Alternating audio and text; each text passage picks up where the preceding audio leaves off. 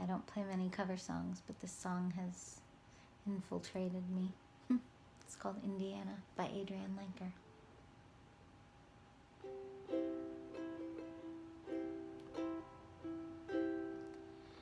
Daddy wanted me to leave it, Indiana, Indiana in the cold.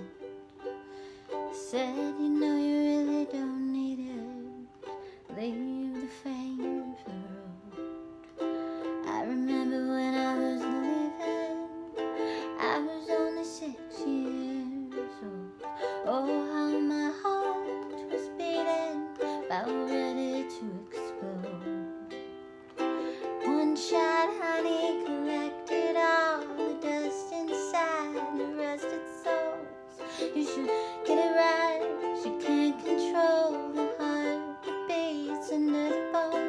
Come on, my comeback chameleon, give it up. You've got your life to attend to.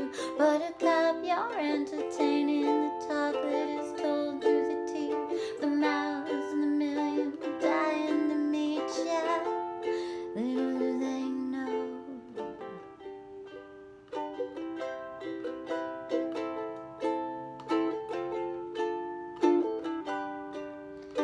Mississippi River won't kill you unless you stand too close, my dear. Take it to Louisiana, a long, long way from here. The war's been a long time coming, yes, a long, long war's gonna come. Standing at the end of the story, at the foot of a palindrome. One shot, honey, collected all the dust inside the rusted souls. You should get it right, 'cause you can't control the heart that beats under the bone. Come on, my comeback chameleon, give it up. You've got your life to attend to. Buttercup, you're entertaining the talk that is told through the teeth of the mouths, the millions dying to meet ya. Little do they know.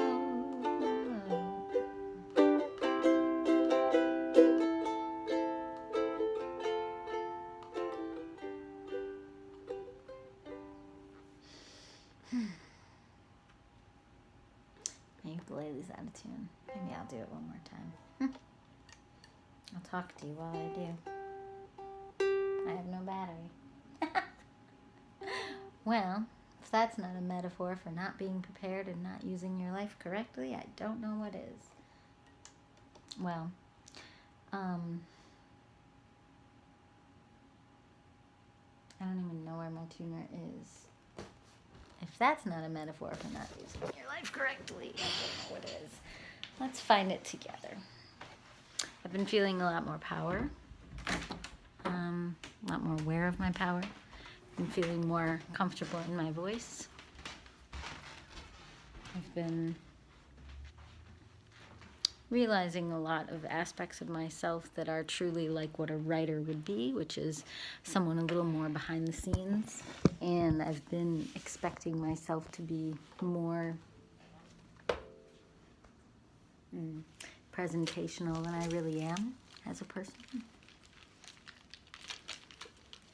I think when I was a little kid, I liked being presentational in the sense that I liked planning goofy shows with neighbors and friends and my sister, and then now let's do our show, Like, I asked a bunch of people to be in my little music video for a song that I wrote when I was in 3rd or 4th grade. It's saying nothing. There we go. Okay. And so, pretty good.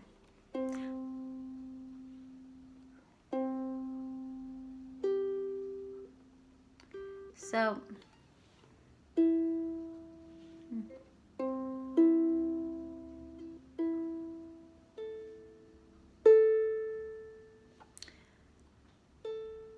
I guess what I'm saying is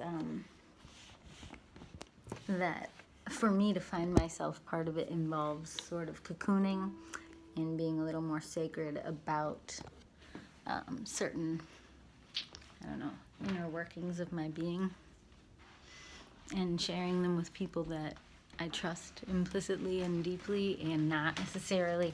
I mean, it's weird to say that because I also work out literally everything I've ever thought on YouTube, and I have all these like 30-minute long videos.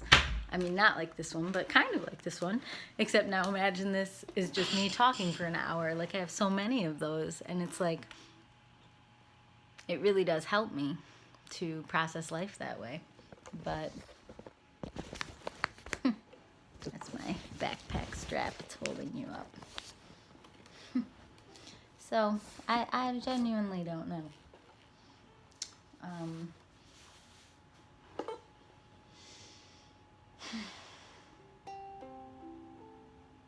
I'll tell you a little bit about what that song means to me. I don't want to tell you everything because it's a bit sacred to me. I can tell you that my friend and fan, they were a fan first.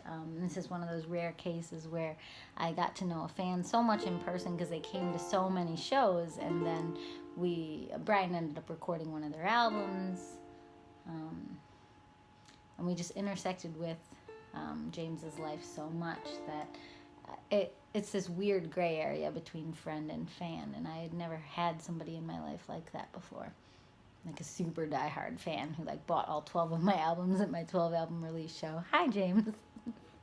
But then also became someone that I kind of see as a friend. And maybe that's because he became more of a musical peer. You know, we ended up playing shows together and booking them at our house. And maybe that's why. And then we talked about collaborating and all of that. So, could be that. Anyway, where was I going with that? Oh, so then I saw, as I was driving back from Minnesota back in August, I saw, there's probably a YouTube video about it, I saw that he had just purchased this album that song that I just played was from. And I needed something to listen to, and I knew I loved Adrianne Lenker from Big Thief. Big Thief's one of the only bands that I've liked, like in that obsessive way, since like, I don't even know, in the last 5 years, one of the only new artists I've discovered and fallen that hard for, and musically, lyrically. And so I gave the album a chance. I don't listen to much new music. I don't listen to a wide diversity of music. Maybe that's because I'm preserving and protecting my influences. Maybe it's because I'm always writing. I don't know. So I turn on this album, and it's like an album she wrote in like 2014, which is the album of mine that I'm working on, or she released it in 2014.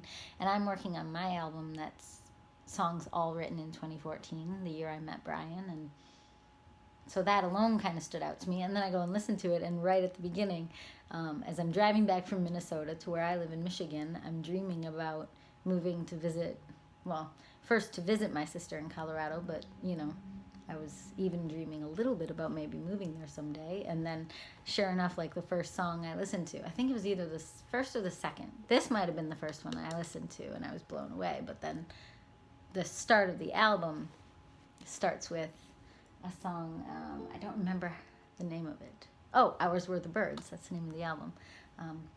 And there's a line, I love Minnesota, Michigan, Colorado too. And I just started like sobbing. So I was like, what creepy synchronicity led to me seeing in an email while I was at a rest stop that James had purchased this album, and then me trusting James's taste enough to go on Bandcamp, pull up the album, fall in love with this song, Indiana, and then the next song I play was that, and she says those 3 states, and I just started sobbing.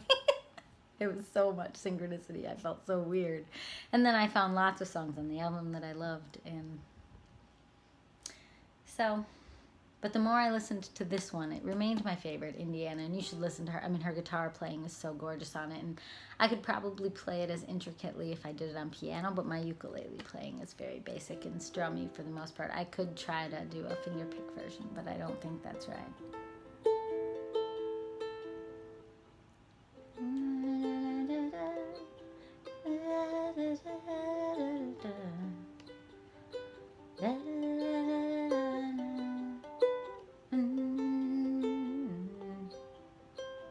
I mean, you should hear it. Her guitar playing is so phenomenal. Anyway, hi, Adrianne Lenker. Okay, I'll try it one more time. I think I'm just going to rock it out just like I did before.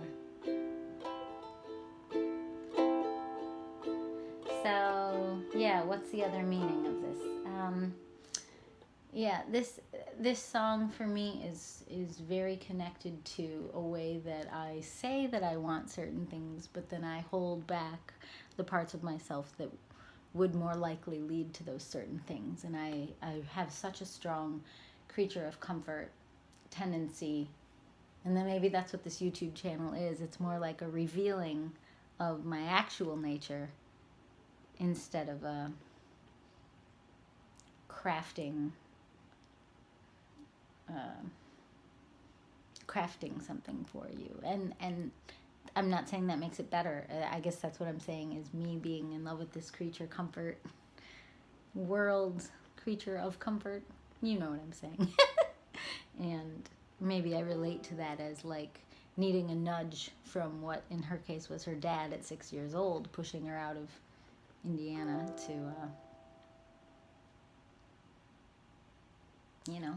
to not just have maybe I relate to it because I had elementary school fame, and like I think there's a part of me that always would have been happy with smaller things, and yet there's this other part of me that I don't think it actually comes from me. I think it comes from my influences and the people that I'm wanting to impress.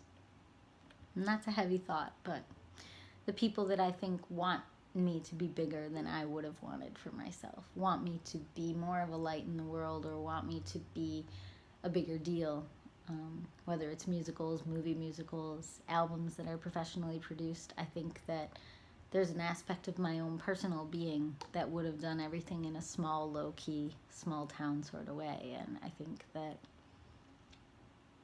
being pushed is an interesting thing. And in her case, it happened at such a young age that she probably can't even separate it. Whereas I feel like I was pushed kind of all through elementary school, through high school, with scholarship competitions and awards and recitals and all of that. And it's a weird thing to be kind of pushed out of your comfort zone. And then over time to inherit it as if it's your own drive. And if you listen to the whole album, you can kind of hear the ways that she doesn't ever feel at home in a home. I think there's a line about a living room or a house. You said a house is a tomb. Anyway, I don't normally really honor another writer quite this much, and I kind of like it. I could do this for Sufjan Stevens or Joanna Newsom if I wanted to. They're both very powerful to me. Hers is in D, but my voice fits better in C, so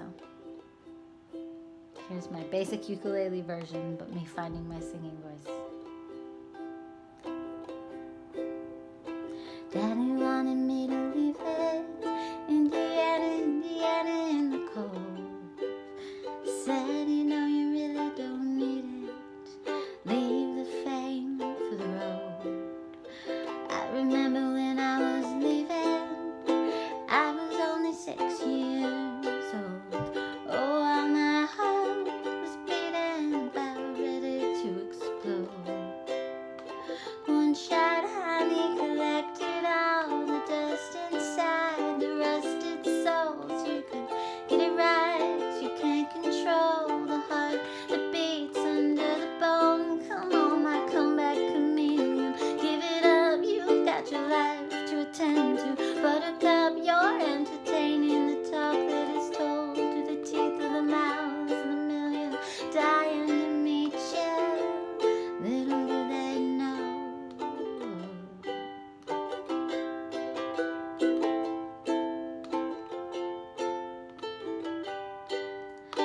Mississippi River won't kill you unless you stand too close, my dear.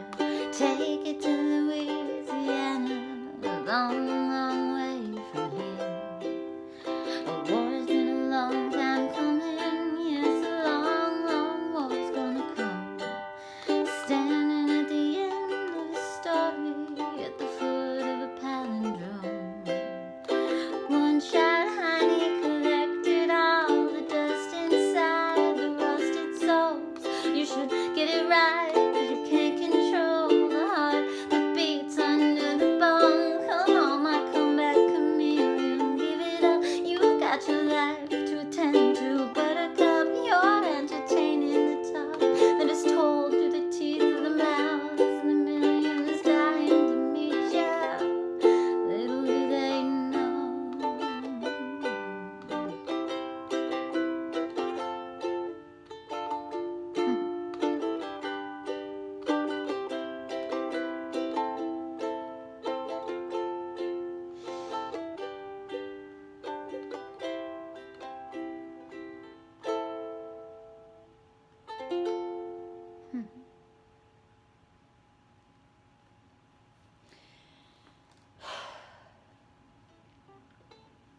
Yeah, I find different feelings in that every time I sing it.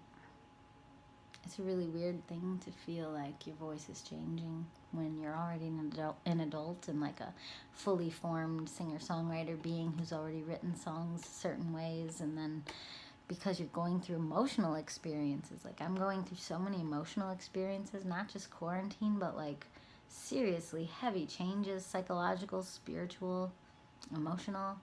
And as I'm going through all these changes, like it makes perfect sense. Like a heart changes, a heart can grow, a heart can heal. So why wouldn't a voice change? Why couldn't a voice heal and completely change? I mean, it's so obvious that it can. And when I'm singing right now, I'm feeling more similar to how I felt when I was 10 years old or 8 years old. My voice used to work a lot better than it has in the last 10 or 20 years. In the last 10 or 20 years, my voice has been almost like a result of like knots of trauma or just blockage and just, I don't know how to describe it. But it feels great to be releasing some things. I wish it was as simple as just trauma and then healing, and I don't think it is. I think it's something almost spiritual. I think it's something mystical. I think it has a lot to do with willingness and allowing things that you maybe previously didn't allow yourself to be. I think it has almost to do with like decisions, like covenants almost, with God or with yourself, maybe. My tuner just dropped. Anyway, there's me playing some cover songs. Well, one cover song twice. It's a pretty random video, but I had really wanted to play that today, and it had been making me feel sad that I wasn't letting myself just sit down and play a cover song.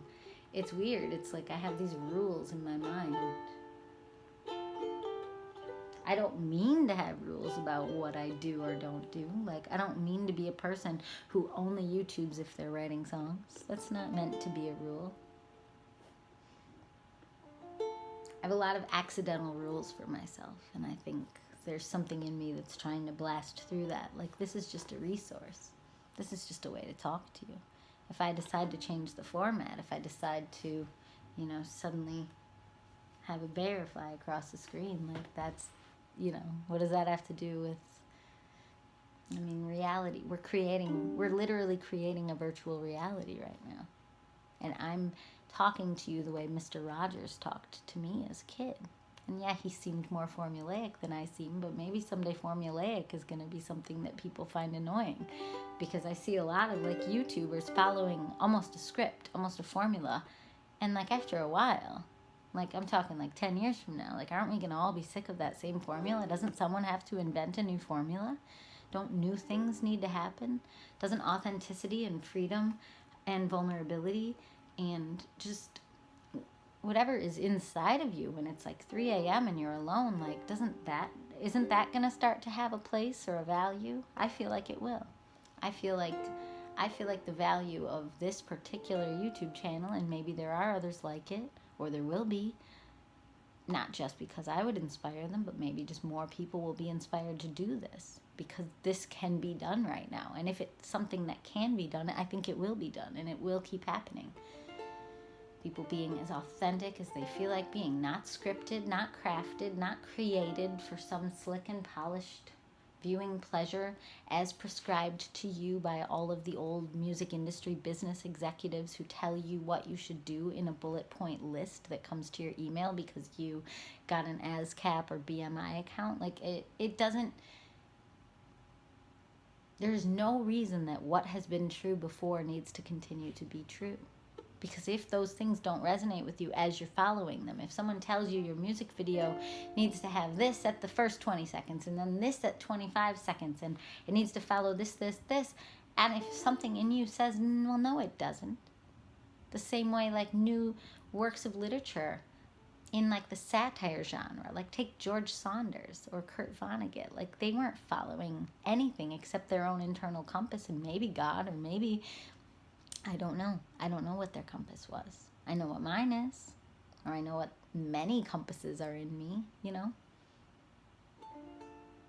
I cannot use other people's compasses. It does not work for me.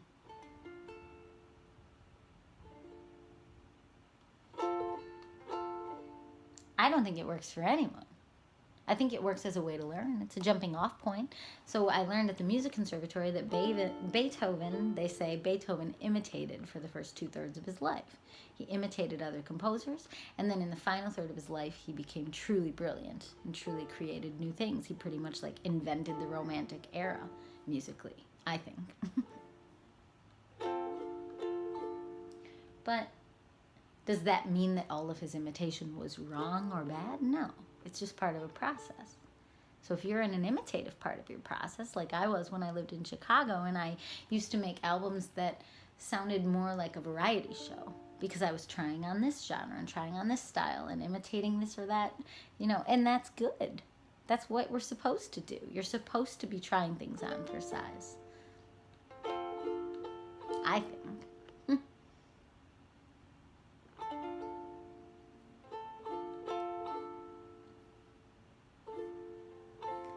Do you know what you are, what you want to be? Do you know? Do you know what you need? Do I know?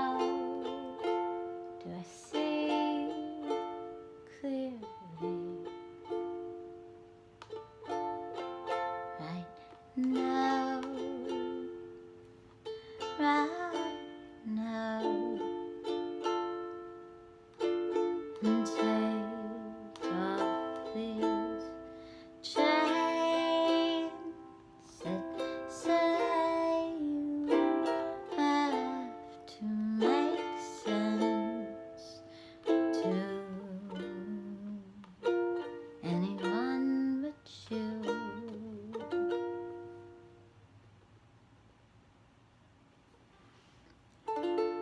Do what you need to do.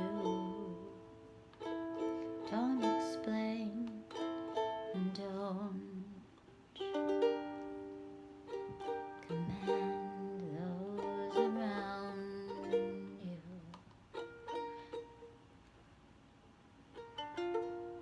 to be the same.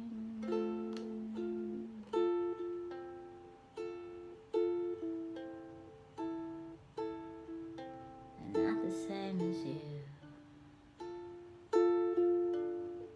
Oh, oh, oh.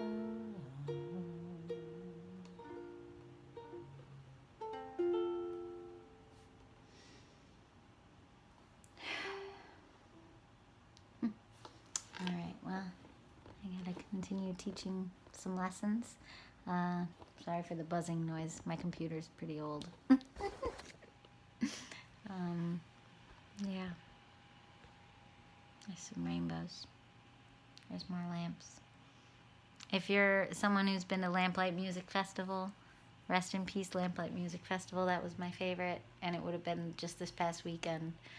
Every year it was always that first weekend in November, and I miss it very much. Shout out to John Hansen. We love you. And everyone who organized that festival. We loved it so much. It was such a huge inspiration. Such a great reason to stay in West Michigan. The fest was in Grand Rapids, Michigan, and it was all house shows. So sometimes there were like 5 houses full of music all weekend long, and in living rooms, basements. It was incredible. Yeah. Anyway, have a great day. Bye.